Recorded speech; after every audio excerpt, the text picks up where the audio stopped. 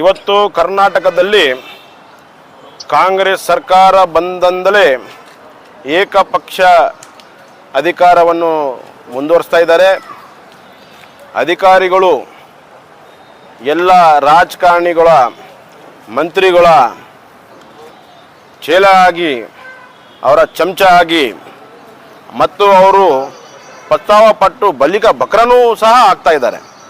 ಇವತ್ತು ನನ್ನ ಒಂದು ಹೋದ ವರ್ಷ 2023ರಲ್ಲಿ ನನ್ನ ಮೇಲೆ ಆಗಿರುವ ಹಲ್ಲೆಯ ಕುರಿತು ಏನು ಬಿ ರಿಪೋರ್ಟ್ ಇವರು ಮುಂದುವರಿಸ್ತಾ ಇದ್ದಾರೆ. ಆ ಒಂದು ಇನ್ವೆಸ್ಟಿಗೇಷನ್